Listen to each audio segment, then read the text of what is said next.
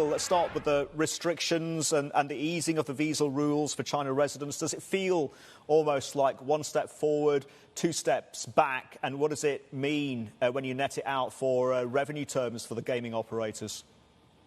Good morning, Sri. Yes, absolutely. I think you described it very aptly. It's one step forward, two steps back. And we have been locked into that cycle over the last 2.5 years. And this year is proving no different. You know, we have locked-ins, we have constant, regular daily testing. Now, what that means for the casino operators and the gaming revenue is that it is very unpredictable.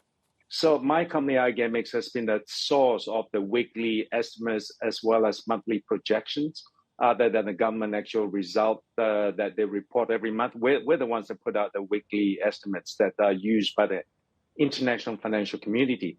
And I can tell you that since COVID started, it has been extremely difficult to predict with any great accuracy what's happening in Macau.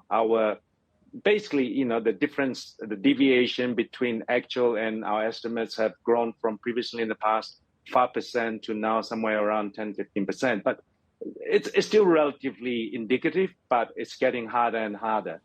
And as you say, it's one step forward, two steps back. Ben, 6 concessions then up for grabs. How would you rate Genting's chances? I actually rate them very good, very well. In fact, better than a 50% chance. I know I'm basically rowing against the tide here in that most sell sides have said that Genting don't stand a decent chance. But, you know, you got to look at what they are, what they have done, and where they've been involved in. So Genting, number one, they've been preparing for this eventuality ever since they lost out on the first concession process.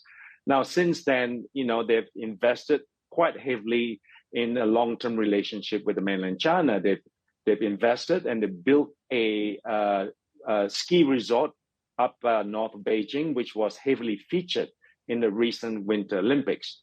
On top of that, they've home ported their brand new Dream Cruise line, which unfortunately is now involved in the liquidation process in Hong Kong. But they home ported the Dream Cruise in the Nansha Bay in Guangdong. And then on top of that, they have actually built out a resort, a hotel resort, right on the Macao Peninsula, opposite the old Lisboa and the Grand Lisboa.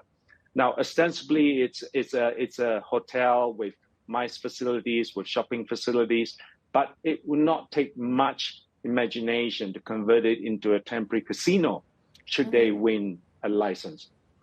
So I actually give them around about a 60-40 chance of getting in. And last but not least is the fact that the owners are overseas Chinese.